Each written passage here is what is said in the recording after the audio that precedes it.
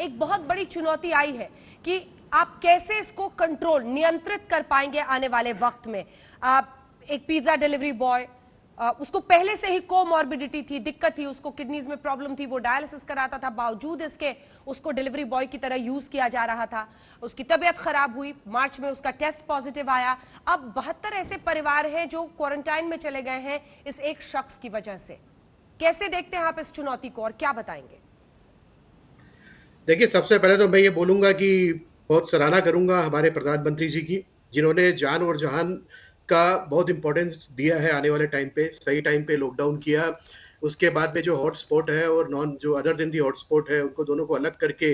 उनके लिए जो करना है वो किया है। सो मैं आता हूँ सीधे आपके सवाल पे, जो आप पूछ रहे हैं कि कैसे हम लोग अपने जो ये प्रॉब्लम है या जो भी है उसको कैसे इंश्योर करें कि जो भी है हमारे यहाँ पे ठीक चले। तो सबसे पहले तो जो हमारे वर्क प्लेस है, जो स्टोर्स है, उसको पूरे अच्छे से सैनिटाइज किया गया है। जो जो मेजर्स लेने हैं वो सारे मेजर्स लिए गए हैं। अभी हम लोगों ने एक काम और किया है कि हमने अपने सारे एम्प्लॉय से एक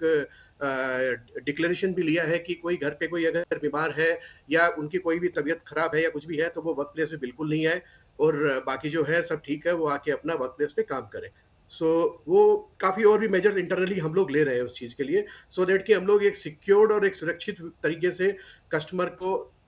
स्टॉक डिलीवर कर पाए। जो कस्टमर हमारे स्टोर पे आ रहे हैं उनको अच्छे से हम लोग ट्रीट कर पाए। ठीक है मिस्टर चौधरी, मैं अब आपके पास आना चाहती हूं क्योंकि स्टोरेज से लेके प्रोक्योरमेंट, यानी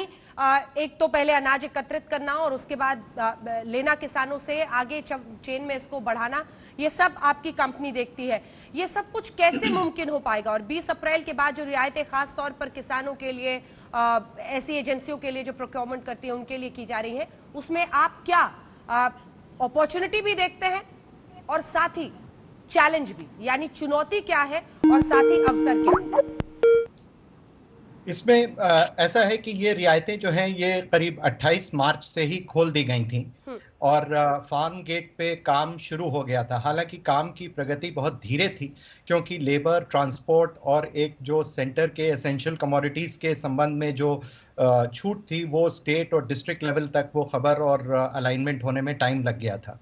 मगर अभी भी स्थिति यह है कि ज़्यादातर फसलें, ये एक बहुत महत्वपूर्ण समय है किसान के लिए क्योंकि ये रबी की फसल की इस वक्त कटाई होती है और काफ़ी जैसे ऑयल सीड्स हैं, दालें हैं, इनकी हार्वेस्ट हो चुकी है, गेहूं की भी हो रही है। अभी समस्या सिर्फ ये है कि मंडियां नहीं चल पा रही हैं और उनको चलाने की कोशिश की जा रही है। सरकार ने मंडियों को चलाने का आदेश दिया है, उसमें लिमिटेशंस रखी हैं कि एक दिन में कहीं पे 10 लोग से ज़्यादा नहीं जा सकता, 10 किसान अपना माल लेके जा सकते हैं, कहीं 9 ले जा सकते हैं। मगर ये गति जो है, जिन मंडियों में लोग अक्सर, कुछ मंडियों में 5-5 हज़ार लोग रोज आ जाते थे, उसमें इतने कम लोगों के साथ व्यापार होना भी मुश्किल है और प्राइस डिस्कवरी भी मुश्किल है क्योंकि मंडी एक ऐसा स्थान है जहाँ पे भाव का तय किया जाता है, आंका जाता है। उसका सल्यूशन जो हम निकालने की कोशिश कर रहे हैं कि किसान बजाय अपने माल को मंडी में ले जाने के, अगर वो वेयरहाउस जो उसके पास हो वहाँ पे ले आए और वहीं पे उसका तोल और उसका टेस्ट हो के बोली लग सके,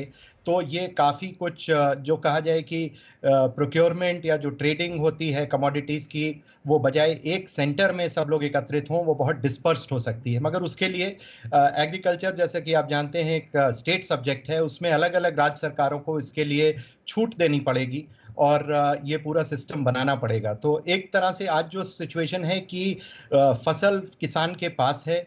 फैक्ट्री चल रही हैं मगर बहुत कम क्षमता से चल पा रही हैं, लेबर की बहुत प्रॉब्लम है, बीच में काफ़ी समय लग गया पूरे सिस्टम को अलाइन करने में, transportation, labour, raw material, packing material, वो काफ़ी हद तक समस्याएं हल हो गई हैं मगर उनको बहुत लिमिटेड स्पेस या लिमिटेड या रिस्ट्रिक्शंस के साथ काम करने को आज दिया जा रहा है, जिसकी वजह से फूड सप्लाई चेन जो है वो थोड़ी हल्की चल रही है, जिसे कहा जाए, जितनी क्षमता है उसमें उससे काफ़ी कम क्षमता से चल रही है। और इसका सिर्फ एक ये प्रभाव पड़ सकता है कि हो सकता है कि अगर हम इसको पूरी तरह सक्षम ना बना पाएं और ये लंबा चले